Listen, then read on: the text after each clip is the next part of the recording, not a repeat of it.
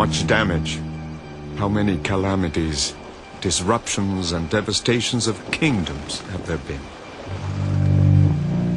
How many souls have perished in the Indies over the years, and how unjustly? How many unforgivable sins have been committed? Bartolomé de las Casas. In December of 1492, 3 ships, under the command of Christopher Columbus, approached the second largest island in the Caribbean.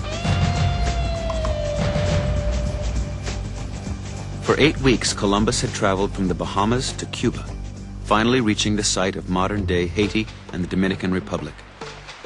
The island he would name Hispaniola. The island was then populated by people known as the Taino. One region was controlled by the paramount chief, Wakanagari.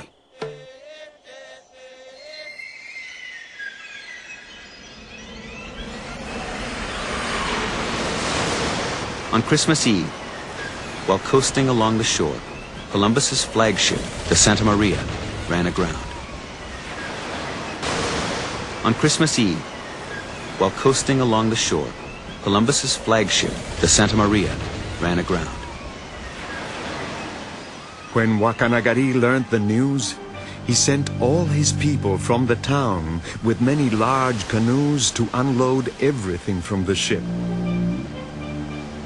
So great was the care and diligence which that king exercised, and he himself was as diligent unloading the ship as in guarding what was taken to land, in order that everything would be well cared for.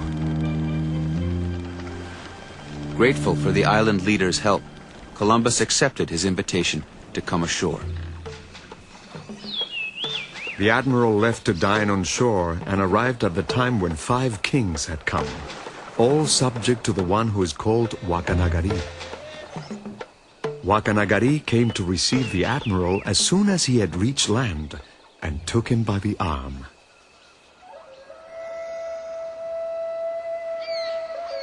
Columbus was immediately struck by the beauty of Taino life. The king observes a very wonderful estate in such a dignified manner that it is a pleasure to see. Neither better people nor land can there be. The houses and the villages are so pretty. They love their neighbors as themselves. And they have the sweetest speech in the world. And they're gentle. And are always laughing. Christopher Columbus. As a token of gratitude for the rescue of his men and supplies, Columbus presented Wakanagari with a red cape, a prestigious item among the Taino elite. In return, Wakanagari gave Columbus a golden tiara he wore on his head. To Wakanagari, it was a fair exchange, a gesture of mutual respect and recognition, the opening of trade between equals. To Columbus, it was a crown, a symbol of authority. Wakanagari was surrendering his lands and people to Spain. But Columbus was not simply looking to rule people. He saw something much more valuable to his future.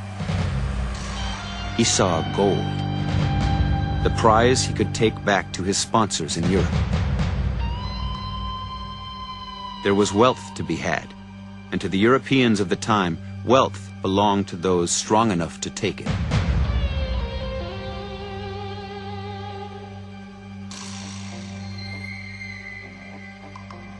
Now I have ordered my men to build a tower and a fort.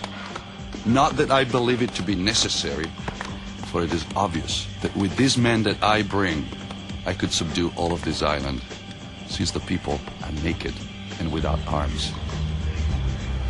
But it is right that this tower be made, so that with love and fear, they will obey.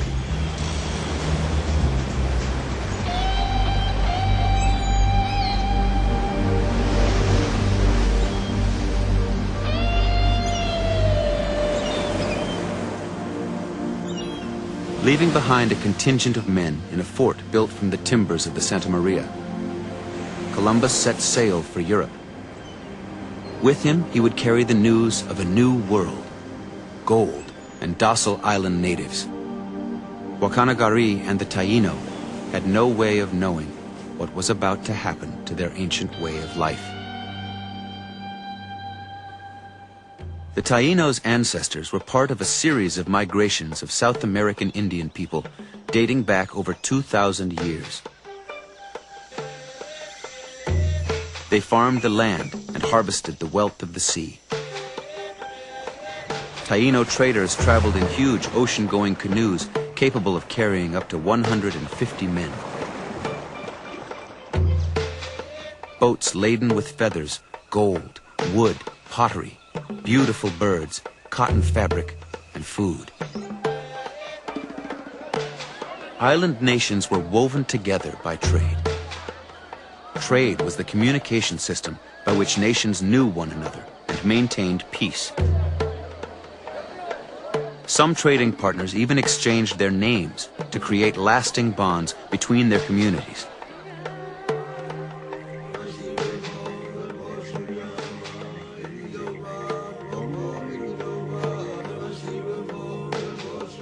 By the time of contact,